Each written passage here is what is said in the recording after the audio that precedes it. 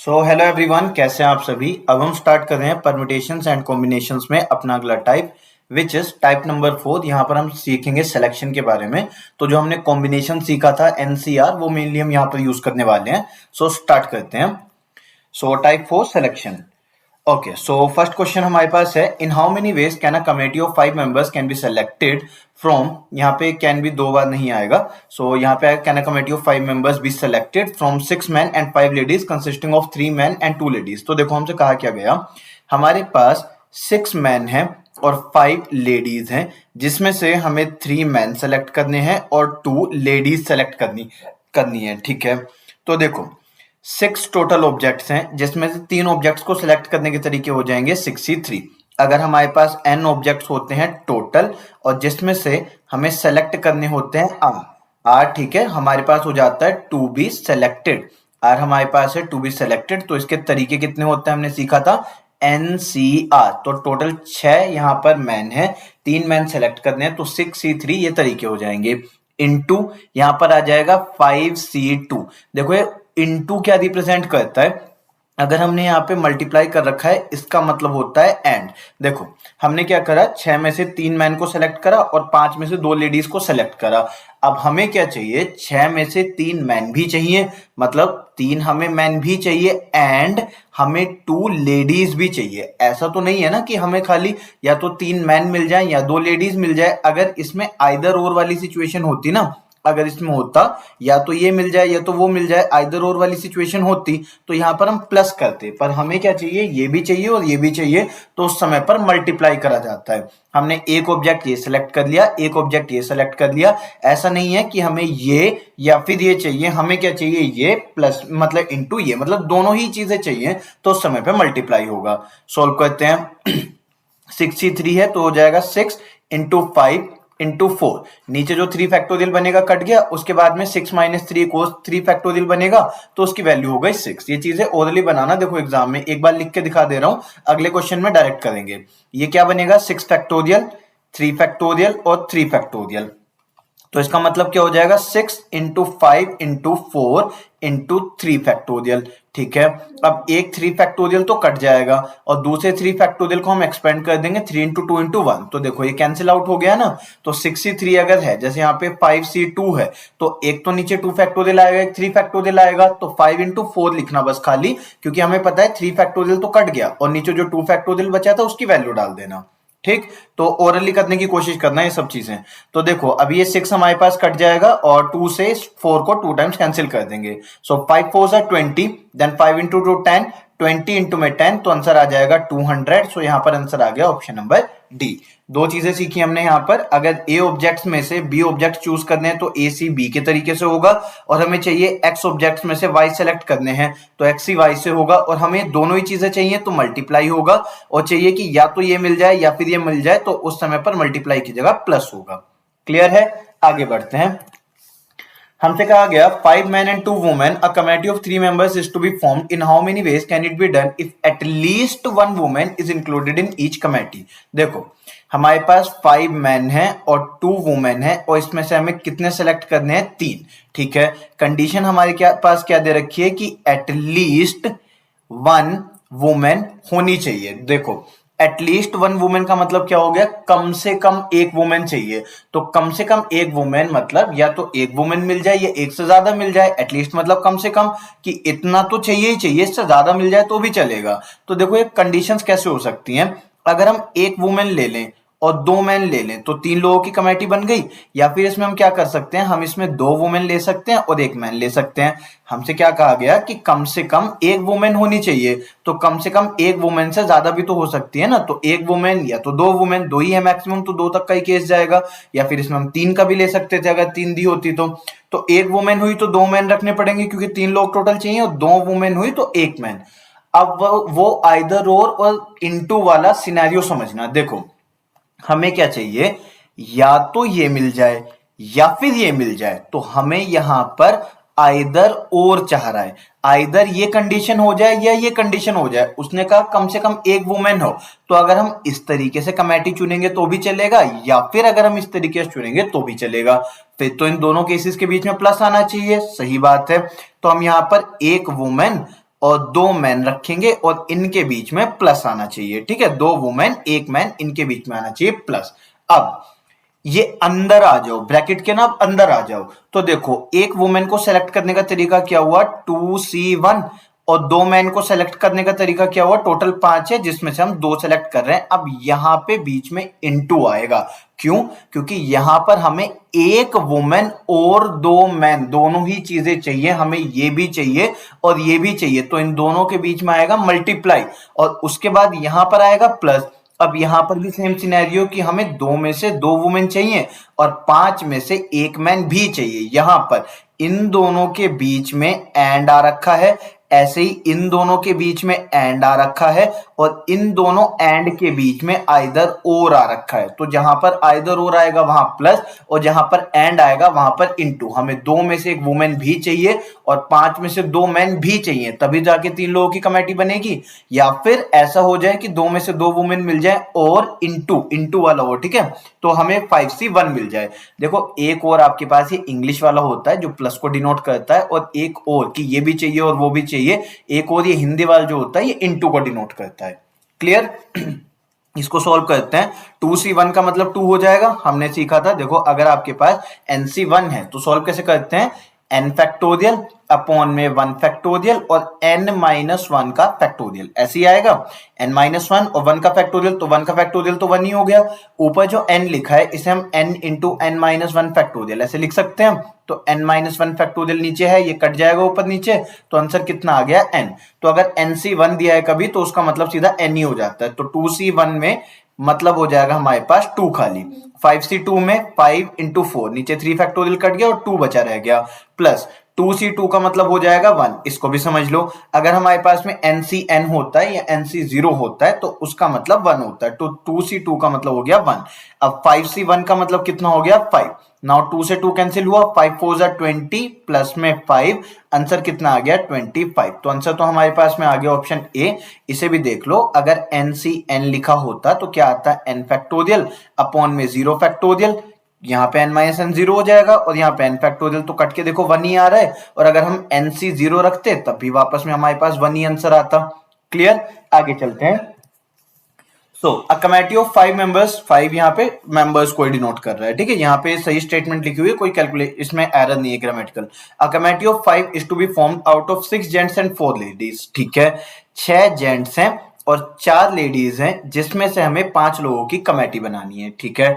In how many ways can this be done when each committee may have at most 2 ladies. तो हमें इसमें condition क्या दे रखी है, एट मोस्ट 2 लेडीज। एटलीस्ट का मतलब होता है कम से कम, तो एटलीस्ट जब हमसे कहा जाता है ना तो हम ज्यादा वाली चीजों को शामिल कर लेते हैं। आपने कहा पापा मूवी देखने जाना है, मुझे 1000 रुपए दे दो, कम से कम 1000 रुपए तो चाहिए ही चाहिए।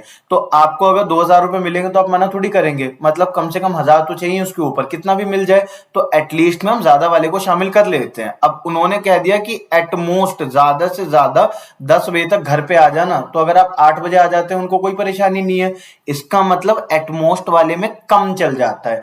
8 की जगह पर आप 7 आ जाओ वो चल जाएगा, पर 10 के बाद तो नहीं आना है ना। तो पहले हमसे क्या कहा गया था, एटलीस्ट 1 वुमेन, तो एक वुमेन या एक से ज्यादा वुमेन, 2 थी चल गई। अब यहाँ पे एक से कम होती तो नहीं चलती, यहाँ पे क्या हुआ 2 लेडीज ज्यादा से ज्यादा चाहिए, तो 2 लेडीज हो सकती हैं या फिर 1 लेडीज हो सकती है या एक से कम 0 लेडीज हो सकती है। और ये वाली कंडीशन समझाऊंगा अभी, पहले क्वेश्चन पूरा सुन लो कि 2 लेडीज हो सकती हैं या 1 लेडीज हो सकती है या एक से कम यानी कि 0 लेडीज भी हो सकती हैं।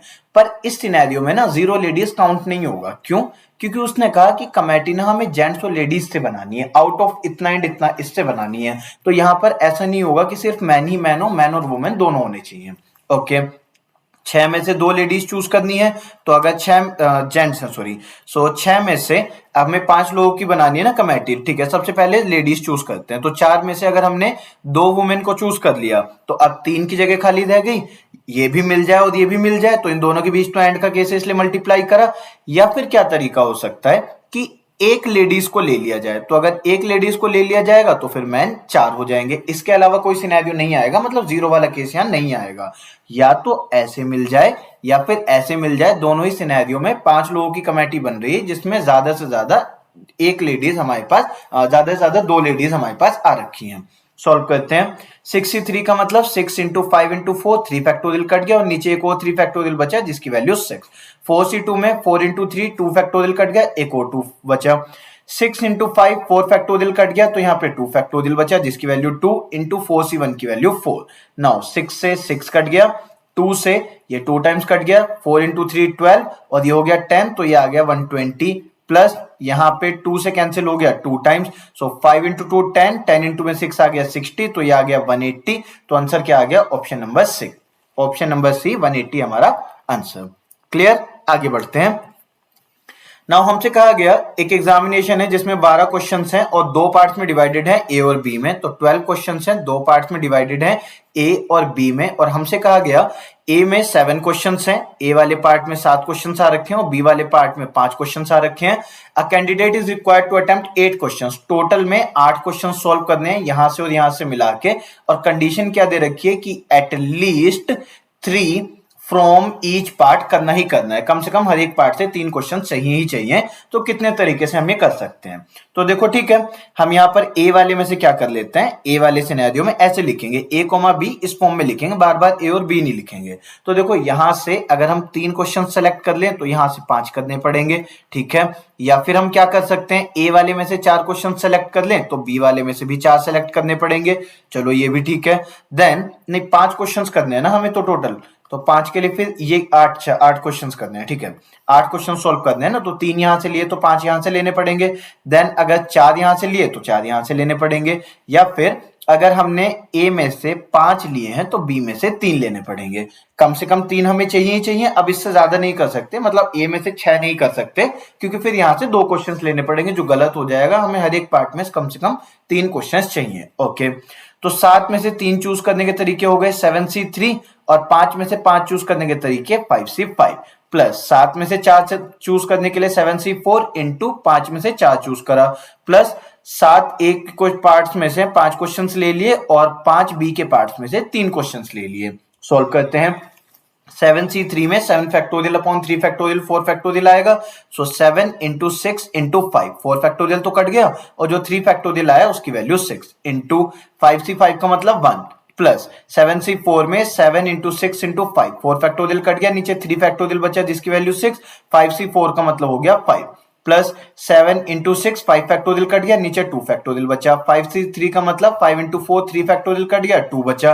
आपको ऐसे ही सोल्व करना है एग्जाम में, ज्यादातर चीजें ओरली बनाने की कोशिश करना। सो सिंप्लीफाई कर लेते हैं, 2 इंटू 2 से ये 4 कट गया।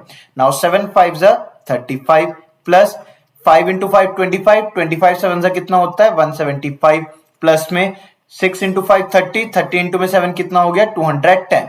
सो 175 प्लस में 35 हो गया 210 प्लस में 210 कितना हो गया 420। तो आंसर आ गया ऑप्शन नंबर ए। क्लियर है? आगे बढ़ते हैं। हमसे कहा गया आउट ऑफ 7 कॉन्सोनेंट्स 7 कॉन्सोनेंट्स हैं और 4 वोवल्स हैं। देखो इंग्लिश अल्फाबेट्स में वोवल्स होते हैं A E I O U, तो जो वोवल्स नहीं होते हैं वो कॉन्सोनेंट्स कहलाते हैं।